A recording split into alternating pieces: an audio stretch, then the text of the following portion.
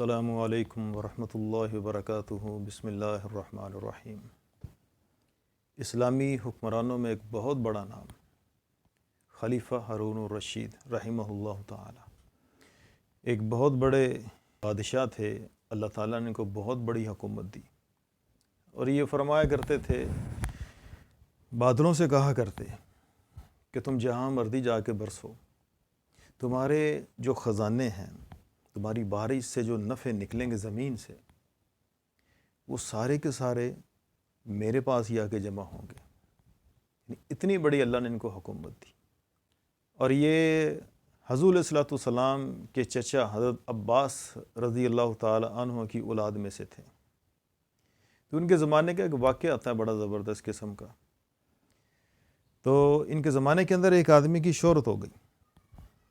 اب وجہ شہرت اس کا ایک کرتب تھا، ایک اس کا فن تھا، ایک ہنر تھا۔ اس کی وجہ سے اس کی شہرت دنوں کے اندر جو ہے سارے ملک کے اندر عام ہو گئی۔ بادشاہ سلامت کو بھی یہ خبر پہنچ گئی کہ ایک آدمی یہ کرتب کرتا ہے اور یہ اس کے پاس یہ فن ہے کہ جو کسی کے پاس نہیں ہے۔ اب بادشاہ سلامت اس کے اوپر حیران ہوئے جب انہوں نے ساری باتیں سنی اس کی، تو انہوں نے پھر اس کو اپنے دربار میں بلایا کہ اس کو بلاؤ، ہم بھی ذرا دیکھیں یہ کیا کرتا ہے۔ اب اس کو بلایا گیا، وہ آیا اور بادشاہ سلامت نے پوچھا کہ تم کیا کرتے ہو؟ اس نے کہا جی یہ ایک سوئی ہے، بڑی سوئی، جسے ہمارے پنجابی میں کھدوئی کہتے ہیں۔ تو اس نے کہا یہ سوئی ہے، میں اس کے سوراخ میں سے چھوٹی سوئی کو نکال دیتا ہوں۔ ایک فاصلے کے اوپر اس نے اس کو گاڑا اور اس کا نشانہ لیا اور اس کے سوراخ میں سے اس کو نکال دیا۔ بادشاہ نے پھر اس کی فرمائش کی کہ واقعی یہ تو زبردست ہے، اور اس نے اس کو دوبارہ پھر کر کے دکھایا۔ بادشاہ نے پھر کہا، اس نے پھر کر کے دکھا دیا۔ تو خلیفہ نے اس کو کئی دفعہ یہ کرنے کے لیے کہا، اس نے کئی دفعہ کر کے دکھا دیا اور اپنے ہر دفعہ کرنے کے اندر کامیاب رہا۔ تو پھر خلیفہ نے اس سے پوچھا کہ یہ جو فن ہے، یہ جو ہنر ہے، اس کے اوپر کتنا وقت لگا تمہیں اس کے اوپر مہارت حاصل کرنے کے لیے؟ اس نے کہا بادشاہ سلامت اگر آپ مجھے کہیں گے نا کہ 1000 دفعہ اس میں سے نکال کے دکھاؤ، تو میں آپ کو 1000 دفعہ اس میں سے نکال کے دکھاؤں گا۔ مجھے اپنے اس فن کے اوپر اتنی مہارت ہے، مجھے اس کے اوپر غلبہ ہے۔ تو خلیفہ بڑے حیران ہوئے، واقعی تیری محنت ہے۔ تو اس نے پوچھا کہ کتنا ٹائم لگا اس کے اوپر؟ اس نے کہا جی اس کے اوپر مجھے غلبہ حاصل کرنے کے لیے، مجھے اس فن کے اوپر بھرپور مہارت حاصل کرنے کے لیے مجھے 10 سال کی محنت لگی ہے۔ یعنی کہ 10 سال میں نے اس کے اوپر لگا دیے ہیں ایک سوئی کو دوسری سوئی کے سوراخ میں سے نکالنے کے لیے۔ خلیفہ نے اس کے اوپر خوشی کا اظہار کیا اور اس کو 10,000 اشرفیاں انعام کے اندر اس کو دے دی۔ وہ بڑا خوش ہوا اس کے اوپر کہ بڑے لوگ ہیں، بڑے انعام ہیں۔ تو 10,000 اشرفیاں زمانے کے اندر ایک بہت بڑی رقم تھی۔ تو خلیفہ نے پھر کہا کہ اب اس کو 100 جوتے بھی لگائے جائیں۔ حیران ہوا کہ یہ اب کس جرم میں؟ وہ تو سمجھ آتی ہے کہ انعام ملا مجھے، تو اب یہ 100 جوتے مجھے کس جرم میں لگا رہے ہیں؟ تو حکم کی تعمیل کی گئی، اس کو پھر 100 جوتے بھی لگائے گئے۔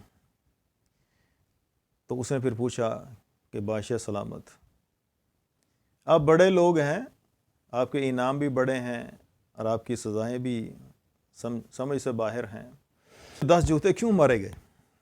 تو خلیفہ نے فرمایا کہ جو تجھے انعام دیا گیا ہے وہ تو واقعی تیری صلاحیت تھی، واقعی تیرا ایک فن تھا، تیری ایک محنت تھی، 10 سال کی تیری ریاضت تھی، تو اس کے اوپر تیرا انعام تو بنتا تھا۔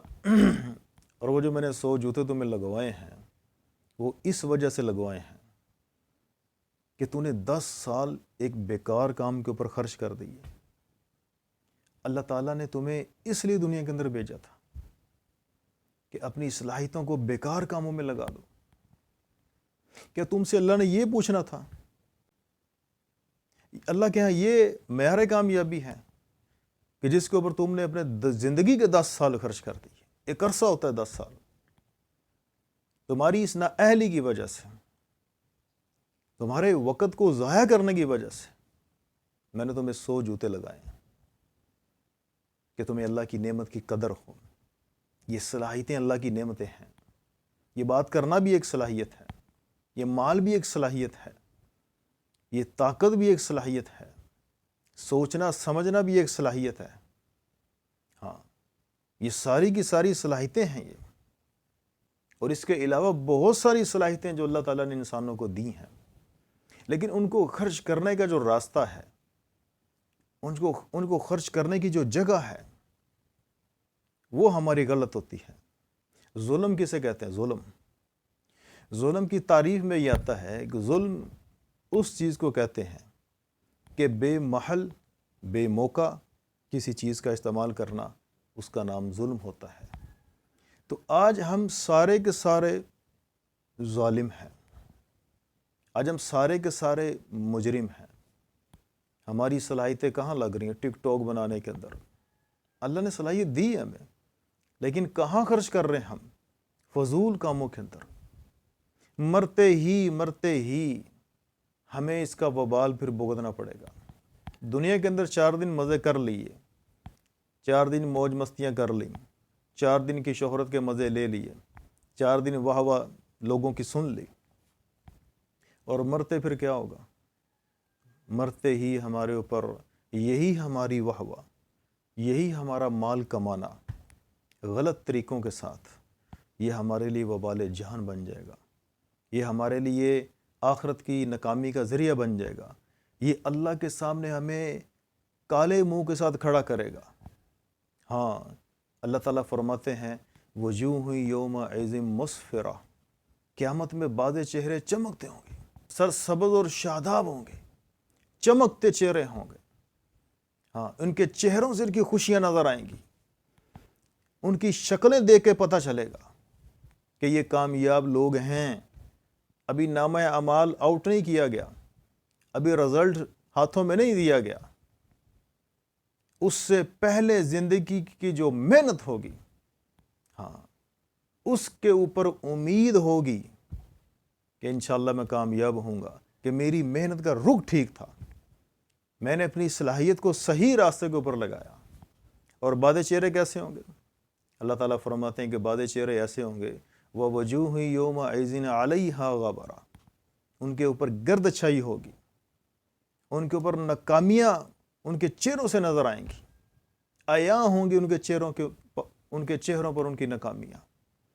پتہ چلے گا کہ انہوں نے اپنی صلاحیتوں کو، انہوں نے اپنی محنت کو، انہوں نے اللہ کی نعمتوں کو غلط راستوں کے اوپر استعمال کیا.